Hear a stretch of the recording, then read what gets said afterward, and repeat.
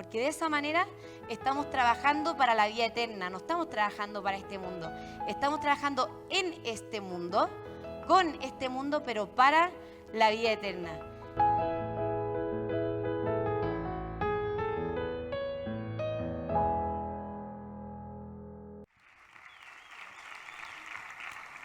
Buenos días, muchas gracias. Me llamo, como acaban de presentarme, María de los Ángeles. Tengo 27 años, estoy casada, estoy esperando a mi segundo hijo y con mi marido vivimos como familia misionera con la Fundación Misericordia en La Pincoya, en una población en Huechuraba. Y soy la tercera de 12 hermanos.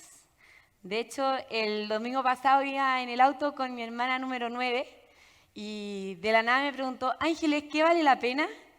Y me quedé callada esperando que terminara su pregunta, porque creí que me iba a decir qué vale la pena, ir a echar benzina ahora, o ir después, o irnos por la autopista, o irnos por el camino de allá. No, su pregunta era la pregunta existencial de la vida. ¿Qué vale la pena? ¿Qué vale la pena en la vida? ¿Y quién no se ha hecho? O sea, tal vez muchos de acá se han hecho ya esa pregunta, porque no hay nada peor que hacer cosas que no valgan la pena. Qué peor que pasarse toda la noche haciendo un trabajo fomísimo, que te da lata hacer, que pasaste la noche así sin dormir, lo pasaste pésimo, al día siguiente entregáis el trabajo y te dicen, la persona de allá ya hizo este trabajo, no necesitamos el tuyo. Nada peor. Y algo así me pasó a mí el año 2016, cuando estaba en unas misiones. A mí me gustaba mucho ir a misionar, había misionado harto, y encontraba que misionar valía la pena, me gustaba misionar, era algo que me sentía súper útil, lo pasaba bien. Y esas misiones no habían sido la excepción, habían sido misiones que para mí habían valido la pena. Hasta que llegó el último día de las misiones, en que estaba con un grupo de varios niños, y fui a dejar a cada niño a su casa, como para despedirme de ellos porque después las misiones se acababan. Y me acuerdo que a la primera niña la tenía de la mano y vino su tío que estaba borracho, la arrancó de mi mano y se la llevó a su casa. Después al segundo niño lo dejé en su casa y me dijo, tía, muchas gracias, qué rico haberla conocido porque yo no tengo mamá, porque la asesinaron en un asalto hace unos meses atrás. A otro niño lo dejé en su casa y 5 minutos después me llamó su mamá llorando, diciéndome también gracias por estos días de misiones, porque es muy probable que me quiten los niños, porque además mi hija de 13 años está embarazada. Una historia más terrible que la otra, una historia más triste que la otra. Y me acuerdo que volví a la sede donde estábamos durmiendo, ya era de noche, estaban todo el resto de los misioneros adentro en la casa, y me acuerdo que salí al patio y me puse a llorar amargamente. Yo soy mala para llorar, pero esa vez era como un llanto que no podía parar. Era un llanto de rabia, de angustia, de sentir de que nada de lo que había hecho valía la pena. Como así cuando me devuelven el trabajo, ya lo hicieron, no sirve de nada. Nada sirve, la miseria es demasiado grande, hay demasiada tristeza en este mundo. Yo no puedo hacer nada para cambiarle la vida a ese niño ya perdió a su mamá. No puedo hacer nada. Y empecé a tratar de buscar soluciones, cómo ayudar a todas estas personas y en este intentar buscar soluciones, me fue cayendo una nube de amargura cada vez más grande. Hasta que de repente se me apareció Jesús. No, es broma, no se me apareció Jesús. Era para ver si estaban atentos. No, solamente fue un clic, un pensamiento en mi cabeza, que así es como la mayoría de las veces habla Jesús, al común de los mortales. Se apareció un pensamiento en mi cabeza que me imaginé la cruz de Jesús clavada en la mitad de la población, en la mitad de esa multicancha, y me imaginé a Jesús llorando con las mismas lágrimas que en ese momento estaba llorando yo, como con ese mismo sentimiento de angustia, de tristeza, de dolor por todas esas personas que estaban ahí, porque Él podía ver el sufrimiento que yo había visto, pero después empecé a pensar que Jesús no solo vio ese sufrimiento de esos niños que yo vi, puede ver además el sufrimiento de todos los niños de esa población, de todas las familias, puede ver el sufrimiento que hay en el interior de esos niños que yo no puedo ver, puede ver el sufrimiento de todas las personas de esa ciudad, de todas las ciudades de Chile, de todos los países de América, de todos los países del mundo, de todos los países en la historia de la humanidad desde que el ser humano vino a la Tierra. Pudo ver todo ese sufrimiento en solo un día, en solo su pasión, cargó todo ese sufrimiento para no ser ajeno a todo ese dolor, para hacerse parte, para cargar ese dolor y mostrarnos que no solo carga ese dolor, sino que Él es la persona capaz de transformar cualquier sufrimiento en alegría. Porque ¿qué pasó después de la muerte de Jesús? Jesús resucitó, Jesús venció la muerte para abrirnos las puertas del cielo, de la vida eterna, para mostrarnos que esta vida, después, cuando nos moramos, nos vamos a ir al cielo que va a ser eterna felicidad. Y les prometo que para mí fue ese momento, ese clic, fue como encontrar la cura al cáncer, como que me volví loca y dije, para esto vale la pena misionar, esto es lo que tengo que hacer. Ir corriendo a la casa de todos esos niños a decirles que Jesús está sufriendo con ellos para después darle, o sea, para ahora incluso, si es que logran transformar ese sufrimiento en Cristo, pueden encontrar la felicidad independientemente de la tragedia que les pase en su vida, pueden ser felices. Entonces, con esto en el corazón, bueno, siguieron pasando los años, a veces esta llama, este fuego estaba más grande, otras veces más apagado, pero la pregunta de qué vale la pena en la vida volvió a aparecer en mi vida. Un poco después, algunos años después, cuando ya estaba buscando trabajo, porque estas misiones fueron al comienzo de la universidad. Cuando ya estaba buscando trabajo, volvió a aparecer la pregunta, ¿qué vale la pena en mi vida? Porque ya era un cambio de etapa, empezar a trabajar, a hacer carrera. Entonces, ¿en qué voy a usar mi vida? ¿En qué vale la pena usar mi vida? Y para resolver esta pregunta, decidí hacer un quiebre, como para poder preguntarme en serio. Entonces, decidí que quería viajar. Y no quería hacer un viaje, sino que quería hacer el viaje. Y me hice memoria cuando había sido más feliz en mi vida, y dije que cuando más había sido feliz, había sido misionando. Entonces dije, me voy a ir a misionar.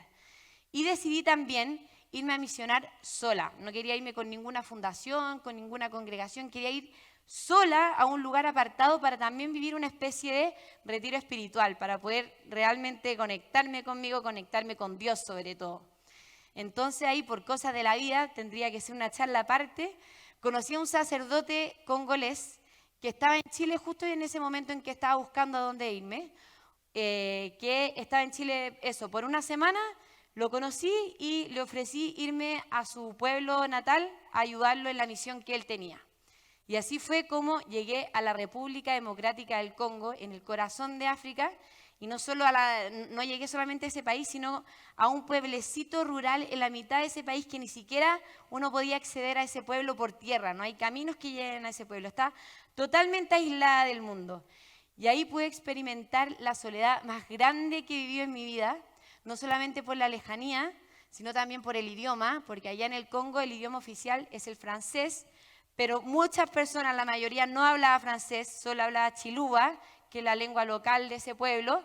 Entonces ya el idioma era una barrera, la distancia era otra barrera, y ahí en ese pueblo no había absolutamente nada que me recordara a Chile, ni siquiera los árboles eran distintos, el sol se veía diferente, los bichos eran diferentes, no había ningún restaurante, no había casas parecidas, era todo diferente, eran chozas con techo de paja, no había electricidad, no había agua. Entonces esta soledad me ayudó también a estar solamente con Cristo y poder percibir cada detalle de todas las cosas que veía.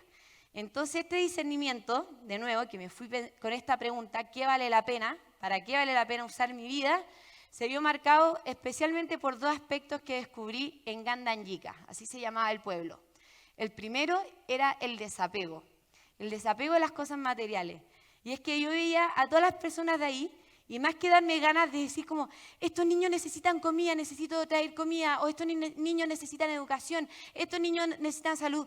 Es verdad que necesitaban esas cosas, pero más que generarme ese sentimiento, lo que me generaban las personas al verlas era que no necesitaban nada para vivir, que eran tan felices con lo que tenían. La mayoría de las personas no tenían celular, los niños no tenían juguetes, pero eran felices con lo que tenían, porque los niños para jugar veían una bolsa en el suelo con unos palitos, se armaban unos volantines que volaban incluso. O por ejemplo, yo no tenía que estar preocupada de cargar mi celular porque ni siquiera había electricidad, entonces no tenía ese estrés cuando uno ve que el celular le queda 1% de batería y le pregunta a todo el mundo, ay, ¿quién tiene cargador? Ni siquiera un estrés tan, no sé, superfluo como ese tenía que preocuparme. Era una cosa que no había que preocuparse de nada. Entonces, el primer aspecto que marcó mi discernimiento era el desapego a las cosas materiales. Y el segundo fue el concepto de la muerte, que fue muy fuerte, porque me acuerdo de ir caminando por el mercado, que los ataúdes los vendían como si fueran sillas, habían de todos los portes, de todos los colores, en varios puestos en el mercado. A los niños, a los alumnos del colegio en el que yo ayudaba, semanalmente se morían sus familiares, su mamá, su tío, perdían familiares y lo veían como algo tan natural, un poco como empecé a sentir que era como si aquí en Occidente viviéramos creyendo que podemos evitar la muerte, o que viviéramos peor aún creyendo que no existe la muerte. Ayer era la certeza más clara que tenían de que iban a morir y podía ser cualquier día. Y es que la vida es muy corta. ¿Qué son 80 años? ¿Qué son 100 años? El que puede vivir 100 años versus la eternidad. Los que aquí estudian alguna carrera científica, matemática, pueden ver la diferencia entre 80 y infinito. O sea, es nada, es un suspiro, es menos que un suspiro. ¿Y qué mejor que esa eternidad, que es eternidad de eterna felicidad de vivir con Dios? Entonces estas dos cosas despertaron en mí nuevamente y con más fuerza este deseo de vivir para el cielo, de que vale la pena no tanto vivir para la vida de ahora, que es muy corta, sino que vivir preparándome para el cielo y de llevar a todo el mundo conmigo para allá, de anunciar eso, que podemos ser felices ahora, viviendo para la vida eterna, de eterna felicidad. Entonces así después a la vuelta en Chile, me puse a pololear con el que ahora es mi marido y que venía también de vivir una experiencia similar. Él es doctor y había estado en Kenia como voluntario y vivió un poco esto de sentir de que para él era mucho más importante, además, pero más importante que sanar a sus pacientes, era que sus pacientes puedan ser felices aún en su enfermedad y que anunciarles que van a ser felices también después en la eternidad. Entonces, al tener estas cosas en común con él, conocimos la Fundación Misericordia, que es una obra de la Iglesia Católica que trabajamos en base a los pilares del anuncio del Evangelio y el servicio a los más pobres. Y esta obra nos hizo profundo sentido, entonces al momento de decidir, cuando decidimos casarnos y decidir dónde vivir, dónde fundar nuestra familia, decidimos irnos a vivir a la población La Pincoya para fundar nuestro matrimonio en estos pilares, que el resto de nuestra vida, pase lo que pase, no sabemos lo que va a pasar más adelante, pero que esté centrada en estos dos pilares, en el anunciar el Evangelio y en servir a los más necesitados, porque de esa manera estamos trabajando para la vida eterna, no estamos trabajando para este mundo, estamos trabajando en este mundo, con este mundo, pero para la vida eterna. Y cada día podemos decir que somos profundamente felices. Los días no son perfectos, obviamente hay días malos, días buenos, peleamos, pasa de todo, pero cada noche podemos decir, nuestra vida vale la pena, lo que hicimos hoy día vale la pena. En el día a día visitamos casas, hemos hecho una consulta médica para las personas que viven ahí en la población, estamos con los abuelitos, hacemos talleres así. Tal vez no son cosas extraordinarias, pero cada día vale la pena con ver a una familia que sin necesariamente que le hayamos reconstruido su casa, sin que necesariamente se le haya mejorado algo físicamente en su vida cambia porque han puesto a Dios en el centro de su vida. Entonces, en ese día en que mi hermana me preguntó en el auto, Ángeles, ¿qué vale la pena? Tuvimos obviamente una conversación muy larga, pero terminamos concluyendo de que vale la pena vivir para el cielo, vale la pena vivir para el que garantiza la felicidad y vale la pena también morir para el que ya venció a la muerte. Gracias, Señor.